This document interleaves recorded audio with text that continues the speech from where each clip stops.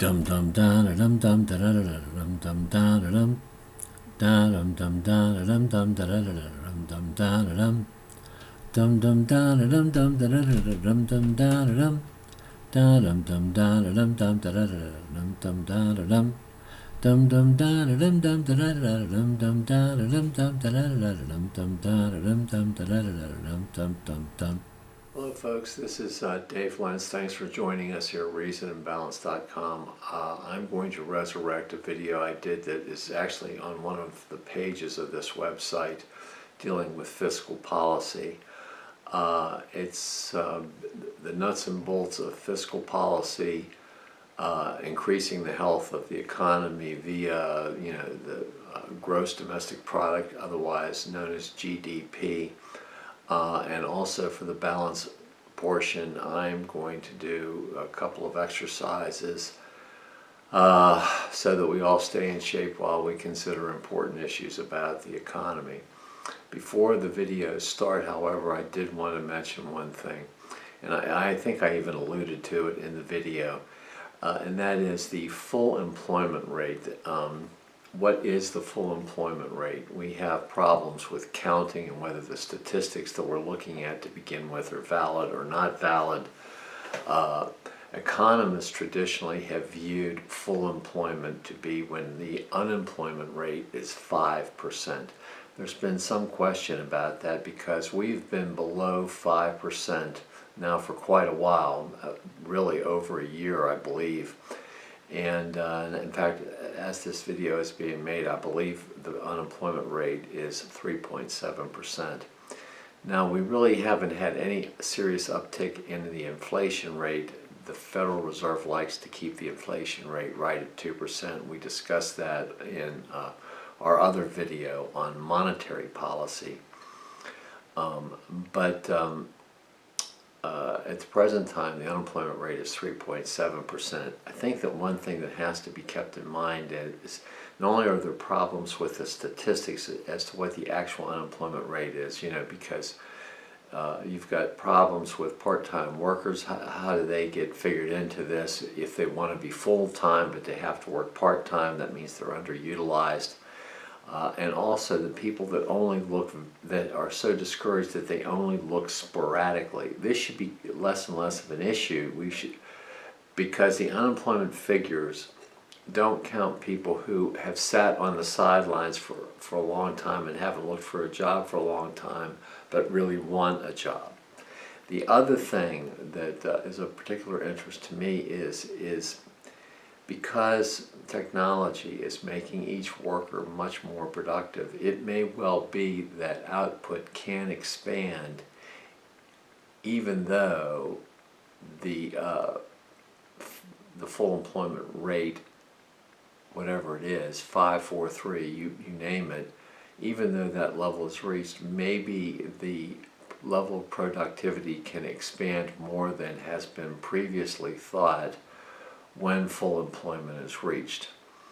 So there's some problems with the methodology in this, but I discuss in the video full employment and the inflationary effects that potentially has, well, that it normally does have. It's something that the Federal Reserve is very concerned about.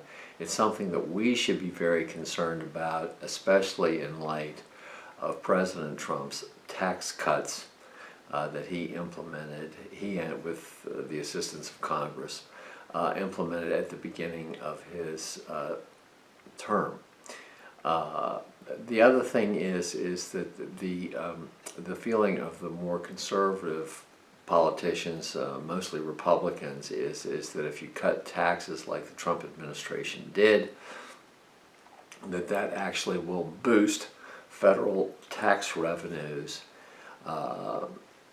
When I say reduce taxes, I'm talking about the rates, not the whole issue. Actually, here is does a reduction in tax rates, which the Trump administration has implemented, does that actually decrease tax revenues? Some conservative economists, especially what are known as the supply-siders, have been sort of followers of Professor Laffer, who's came up with this thing called the Laffer curve, which basically argues that if you cut taxes, that it stimulates business activity in the private sector, which actually has a tendency to increase tax revenues even though you've decreased the tax rates. There's been some question as to whether or not that is a legitimate, valid theory. There's been arguments about that for a long time. I'm going to see if I can find something here real quick.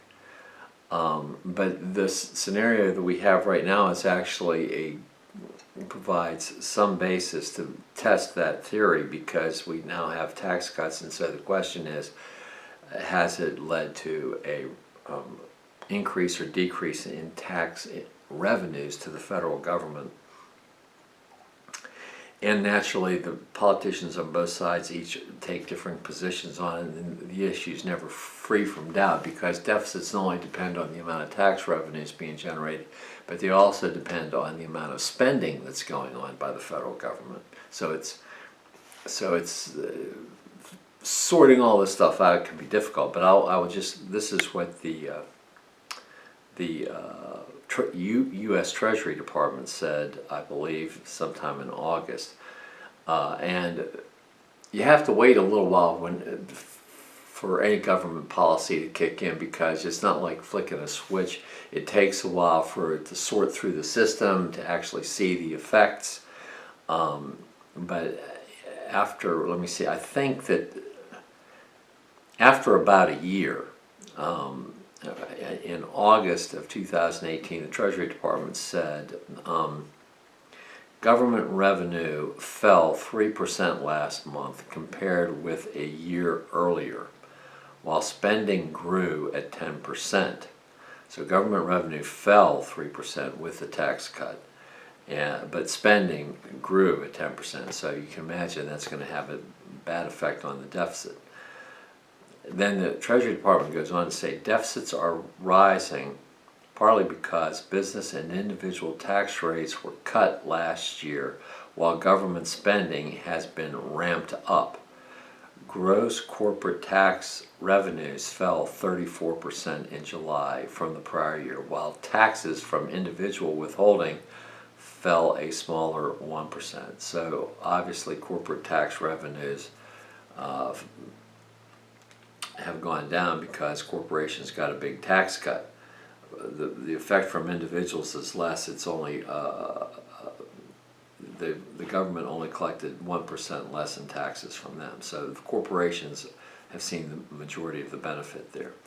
But anyway, so that's where that is right now. So I just wanted to point those things out before you see the video, and there will be a balanced portion of this video, like I mentioned. We're going to do some push-ups, and we're going to do a plank. I did these last night. Today is Sunday, November the 4th, 2018. The videos on the exercises were taken yesterday, November the 3rd, 2018. Anyway, thanks for joining us, and I hope you find our video on fiscal policy to be very informative. Thank you.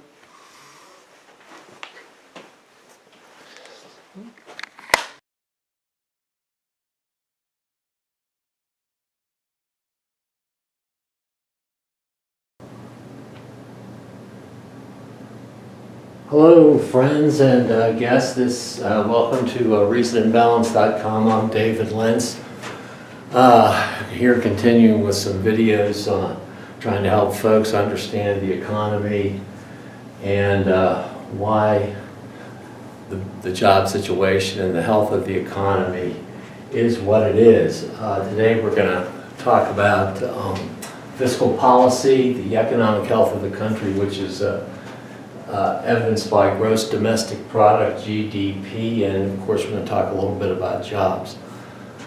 Okay, we're going to talk today about fiscal policy.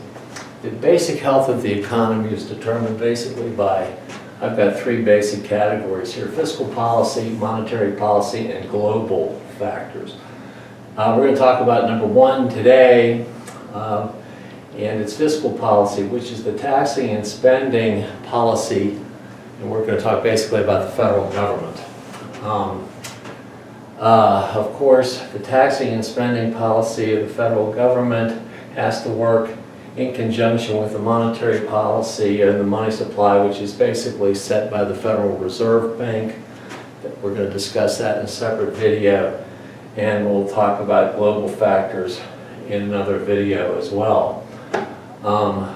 Going back to fiscal policy, naturally the House and Senate have to agree on a budget, and then they have to agree to appropriate money to things like defense spending. That's a biggie. Entitlements, Social Security, healthcare, housing, and various other categories of federal spending. How that money is appropriated and how much money is appropriated, the government spending has a big effect on G, and we'll talk about G over here, which is government spending, in a second. The tax policy has effects because how much consumers net after taxes is going to have an effect on C, which is consumer spending. We're going to talk about that in a second. And for example, like if you have investment tax credits and things like that, the tax policy would affect something like I, which is investment spending. So the fiscal policy has a myriad of effects on something called AD, which is aggregate demand. AD, aggregate demand. And we're going to talk about demand. The level of the economy is set by the overall aggregate demand in the economy by its citizens and its businesses for goods and services. How much demand is there? How much demand there is for goods and services in the economy is one element that determines the health of the overall American economy. It's one aspect that sets GDP, gross domestic product. Okay.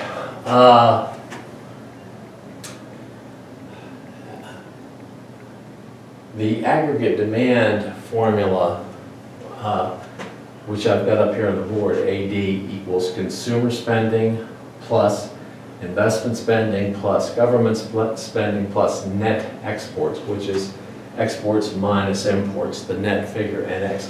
NX, oddly enough, can be a negative number, and it can subtract from these other three elements. As a matter of fact, we have a trade imbalance right now, and NX actually is, I believe, a negative number right now. But anyway, so this is basically one half of the equation that goes into determining the health of the economy. I don't know how many of you folks out there have had economics, but basically those that have, I'll simply explain, and for those who haven't had it, I'll try to make this very simple. This is what a typical demand curve looks like for any good or service. This could be the demand for socks, or for computers, or for oranges, or for anything. Normally, as price goes up, P is price. As price goes up, the quantity demanded goes down. So as the lower the price goes, the more you sell. So if the price is up here, you only sell this much. But if the price is down here, a lower price, this is price high, this is price low, you're going to sell this much. So this is quantity a lot, and this is quantity little, okay? So obviously as the price goes down, you sell more. If the price goes up, you sell less. This is basically fundamental to all economics right there, a typical demand curve. The actual amount bought or sold is determined not only demand, but also by supply. And supply curves come through here like this, and whatever the supply is, supply operates just the opposite, just the entire opposite of demand. If prices go down, more is going to be bought. If prices go up, sellers want to sell more and they'll produce more because they're getting higher and higher prices, potentially bigger and bigger profits. So a supply curve, this is supply 1, and this is supply 2. Supply curves are upward sloping, not downward sloping. They're just the opposite, and it creates this X effect. And where the supply curve and the demand curve intersect determines the amount that actually is bought or sold, okay? So that's how that operates on a micro level. Well, on the US economy level as a whole, it acts exactly the same way. Now here's the supply curve. I've taken one of these. This is the aggregate supply curve, but this is now for the whole economy. And you'll notice it creeps up. It's like this generally, but it's kind of flat and it kind of hooks up. At the very end, it starts to get steeper and steeper until it's practically vertical, like this. And this upward hook is very important, very, very important, because it has very important ramifications. And why does it slope upward like this? Well, this comes down to the definition that as prices go up, suppliers want to provide more and more and more. However, at some point, everybody is employed and factories are operating at maximum capacity and they can't produce anymore. At that point, if the demand is high enough and people just want more and more and more and more and more is demanded, suppliers, producers will ask for higher and higher prices because they can get it, because people have gone crazy with demand. And at that point, everybody's been hired, factories at full capacity, they can't produce anymore, so they will charge $1 million per unit, or whatever price. And that's why at the end it gets steep and goes vertical, okay? This is a very important point. Okay, so this is the aggregate demand curve. And as we can see, it's relatively flat, it starts to get a little steep, and and it's going straight up. Okay, all right. So the question is, a really important question in economics, and it's very controversial right now, is what is full employment? The benchmark has always been something probably a little bit less than 5%. Why is that? It's because, for example, if you take a new student who's just recently graduated from college, he's looking for a job, okay? Some people don't like their jobs, they just leave their jobs voluntarily, okay? You have those people. Then you have people who's, for example, when IBM was selling mainframe computers, all of a sudden there was no demand for mainframe computers, and the people that were experts at building and programming mainframe computers all of a sudden couldn't get jobs. Those people were maybe perhaps structurally unemployed, couldn't find jobs in the PC market. Some people are unemployed because their jobs are all obsolete, like my mainframe computer guy. Some people are unemployed because of recessions, which are temporary, not caused by technological change. Structural unemployment are things that are, by and large, you've got companies that are obsolete. And then you've got cyclical unemployment because of business cycles. But you can't solve the voluntary unemployment. People are just going to leave jobs voluntarily every now and then because they just get tired. They want a change. They want to go back to school. They want to be a stay-at-home mom or a stay-at-home dad.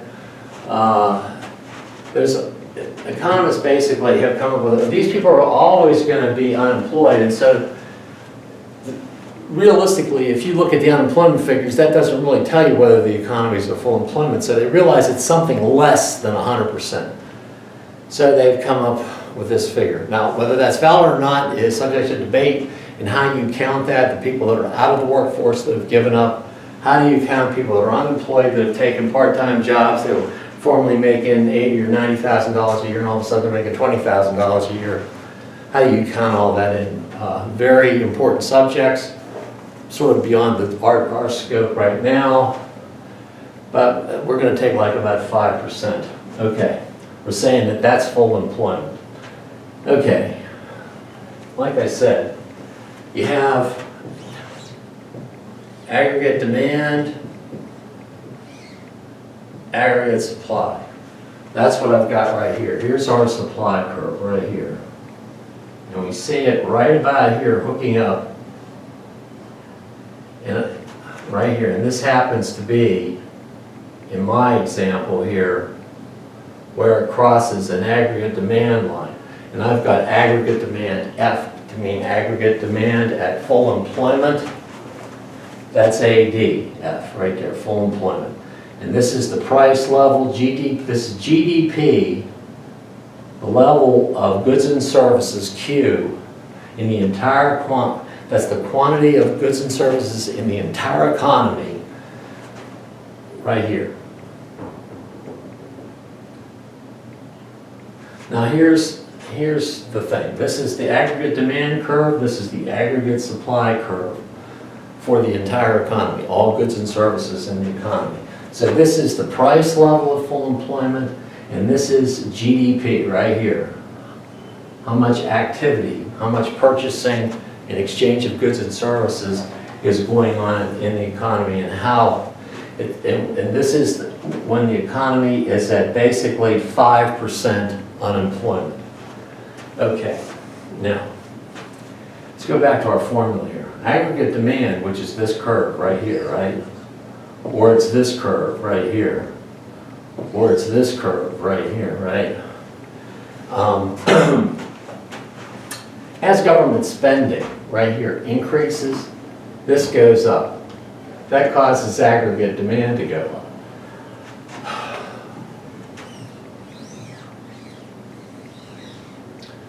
When you have an increase in G because of an increase in government spending, it shifts the demand curve. If we were below, this is under full employment, ADU. If you increase, when you're under full employment and you increase government spending, it pushes out to full employment. You could push government spending out so far that you're up here, which would be very inflationary, as you can see. By the same token, if you decrease government spending, it pushes the aggregate demand curve down.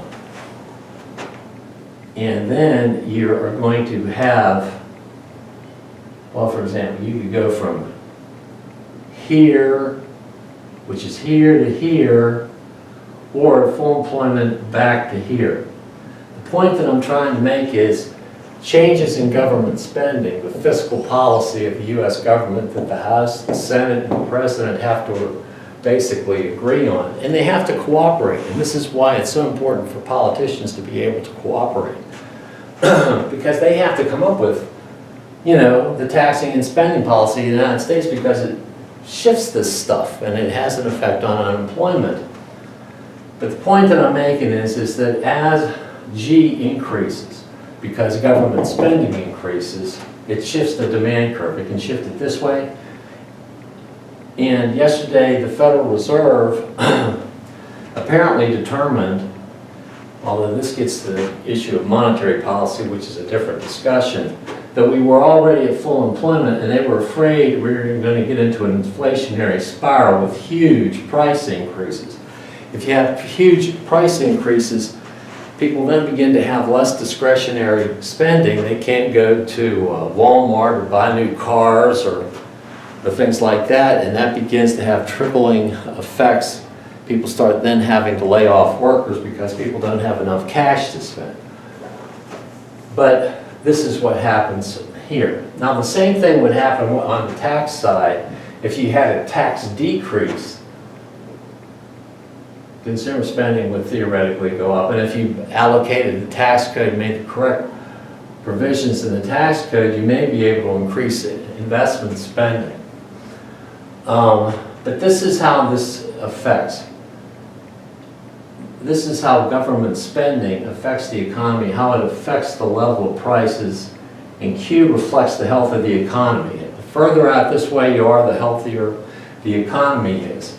The further in this way you are, the less healthy the economy is. But the point that I'm making is that in full employment right here, if you go beyond full employment And we can argue about the 5% unemployment figure.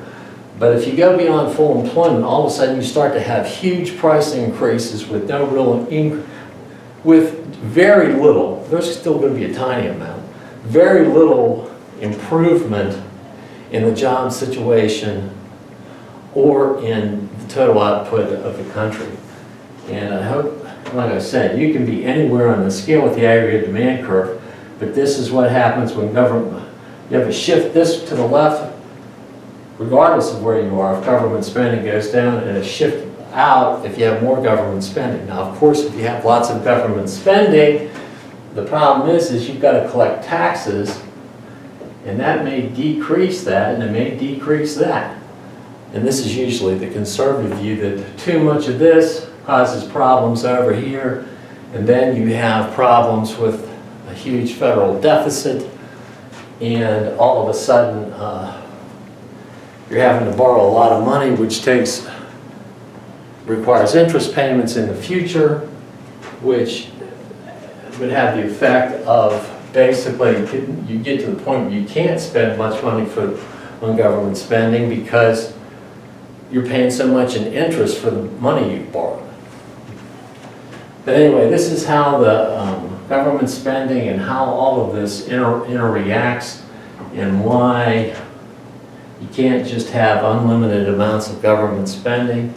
We'll further elaborate on some of the questions that you may have when we get to monetary policy, because it's an important consideration that also has an effect on all this, particularly investment spending. And monetary policy also is probably going to affect this, because it's going to affect exchange rates, how much the dollar is worth versus other currencies like the euro. So in any event, I hope that this has sort of made some things clearer for you. My name is David Lentz, and thanks for visiting reasonandbalance.com. See you next time.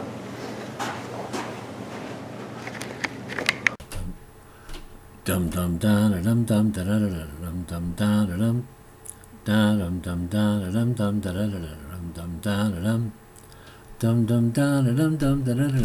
da dum da dum dum da dum dum da dum dum da dum dum dum da dum dum da dum dum da dum dum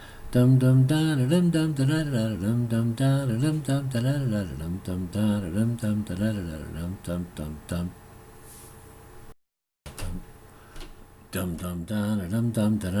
dum dum da dum dum da dum dum dum da dum dum da dum dum da dum da dum dum da dum dum da dum dum da dum dum dum da dum dum da dum dum da dum dum da dum dum da dum dum da dum dum dum dum. Boop boop ba boop ba dum bum. Boop boop ba boop ba dum ba da dum da dum da dum ba dum bum. Beep ba boop ba boop ba boop da ba dum bum. Beep ba boop ba boop beep ba boop ba dum bum.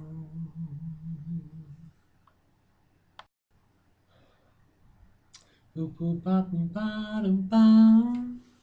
Boop boop ba boop ba dum ba da dum da dum ba dum bum. Beep ba boop ba boop ba boop da ba dum bum. Beep ba boop ba boop beep ba boop ba dum bum. Dum dum da dum dum da dum dum da dum dum dum da dum dum da dum da dum dum dum da dum dum da dum dum da dum dum dum da dum dum da dum da dum dum dum da dum dum da dum dum da dum dum da dum dum da dum dum da dum dum dum. Hello folks, this is Dave Lentz with reasonandbalance.com. This portion of the video is going to be relating to balance, health, and fitness. Went to the gym this morning to weigh myself. I always weigh myself at the same place Saturday morning at 6 o'clock before breakfast to try to get some consistency. I do that every week anyway. I had a disappointing weigh-in this morning. A week ago I weighed in at 206.4. Today I weighed in at 207.6. That may have to do with how much food and liquid is still in my system, because I would say that during the previous week that in terms of sticking to the diet, I did partake of some mints, but by and large, my performance in terms of the diet, I would give myself for the week probably a B, and probably sufficient in my own mind to have at least lost perhaps a pound. But I didn't. I picked up a pound, 1.2 pounds. And so I'm disappointed. But that's not that unusual. To be honest with you, the previous week, and I think I mentioned this in the last video, I lost a little over 3 pounds, and I predicted I would not have a good weigh-in this week, because rarely after a big weight loss do I have 2 weeks in a row where in the second week I have a significant weight loss. My own estimation is because of the uncertainties relating to the amount of food and liquid that are still in my system, I think that there's probably a 4-pound weight fluctuation, either +2 or -2, in terms of the median of what I'm likely to weigh in any given week. So I think that I'm probably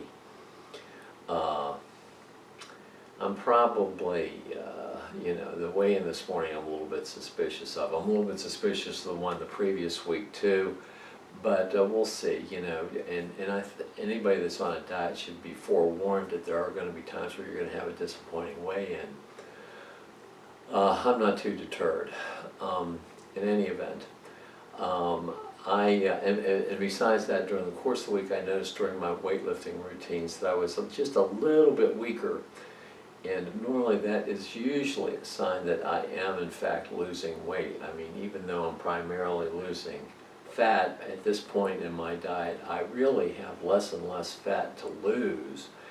And if I want to get down to my marathon weight objective of 191, I'm probably going to have to lose a little bit of muscle, unfortunately. But that's the price I'll pay. I'm not going to discuss tonight why I picked 191 pounds to do this particular marathon. But anyway, we are still on the 1,700 calorie restricted, high protein, green leafy vegetable diets, 5 days a week, one fast day where I eat nothing, and I allow myself a feast day, which happens to be every Saturday, which was today. So anybody that saw the last video knows about all of that. Okay, I'm getting ready to go to the gym, but normally, or what I'm not, well, I would say that often what I do when I go to the gym is before I go to the gym, I do push-ups. And I usually do that in place of doing bench presses. Sometimes I don't do the push-ups and I do bench presses.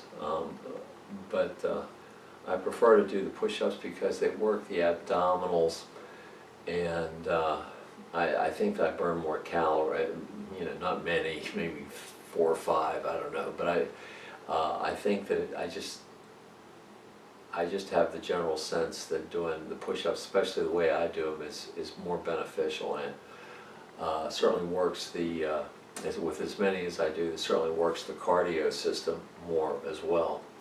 So I normally do, before I go to the gym to do weight training, I will do my push-ups, and normally, well, not normally, but often, instead of doing my sit-ups at the gym, I will come home and do a plank. Right now, my regular plank is 2 minutes. Now, let me just say this. I started off, when I first did my first plank, instead of doing sit-ups, because they say it's easier on your back, I could do probably about 1 minute and 15 seconds, and that was, I thought I was in pretty good shape in terms of my abdominals. But so if you have a hard time doing planks to begin with, I understand that. I'm not going to do a plank right now. I may do that when I come home from the gym. I'm going to go to the gym after I do these push-ups. But I wanted to do the push-ups here, number one, because I wanted to do the video here, and number two, it breaks it up a little bit and it does give me a little bit of rest. And when I go into the gym and I do the weights, I try to move from weight set to weight set to weight set. I use the machines simply because they're easier to manipulate. I don't have to switch a lot of weights around, not a lot of clanking and screwing and all that kind of stuff. So that's one reason I like to go to the gym. I like to use the machines also because I don't need a spotter. I'm getting a little older, and generally speaking, the weights that I pump when I do the weights are kind of heavy for most people. But I've been lifting for several years, but anyway, I find that they work for me. Even though you probably get a little bit better workout with free weights, simply because you have to do more work in terms of balancing the weights. I still like the machines a little bit better. So anyway, let's see how many push-ups I can do. I'm going to have to adjust the camera, so forgive me for a little bounciness in the video here, but I don't have a cameraman. So I will make that adjustment, and we'll see how many push-ups I can do. Thanks.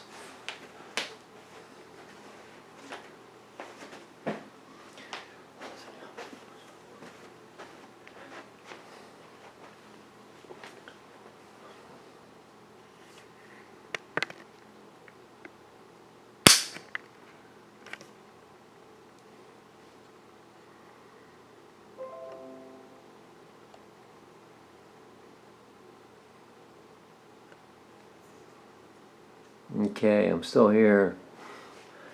All right, let's see what we can do.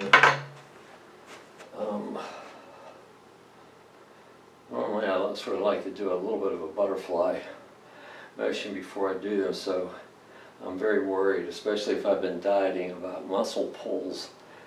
And I've pulled pectoral muscles on numerous occasions, so I try to get those a little bit limbered up before I do this. Okay, so let's see what we can do here. I do the first. Ready? 1, 2, 3. 1, 2, 3, 4, 5, 6, 1, 8,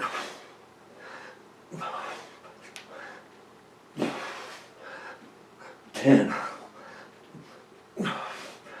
11,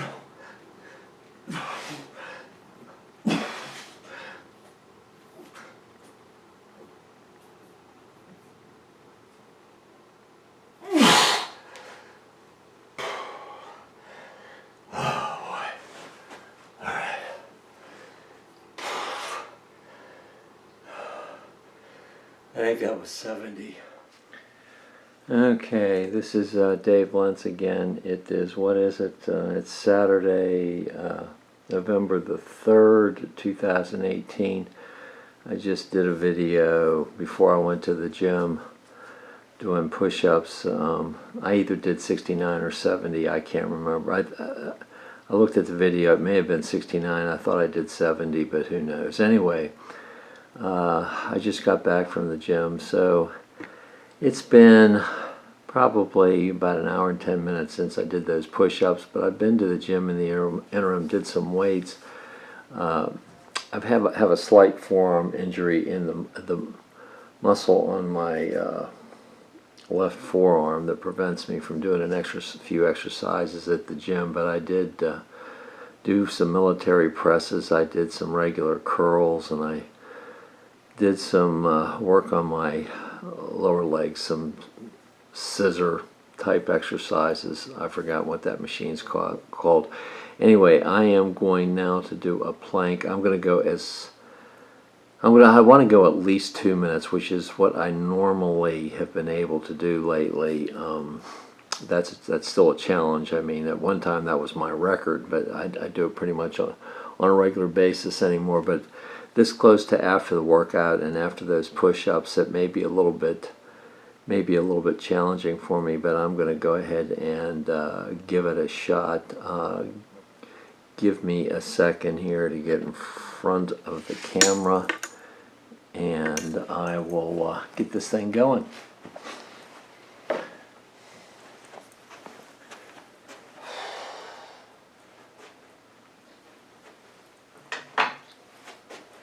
Alright, if I grunt and groan, you're going to have to excuse me. I find these to be pretty challenging. Alright, I'm going to try to go at least 2 minutes. We'll see what we can do here.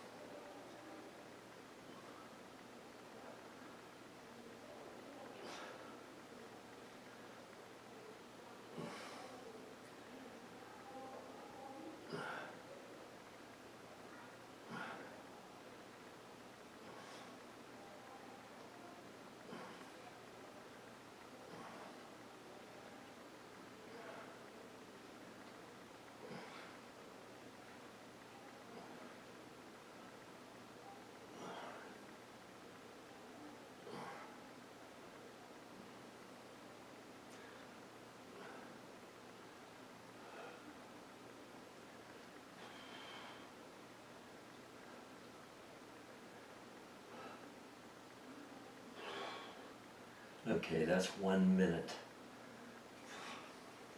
This is where the plane gets tough.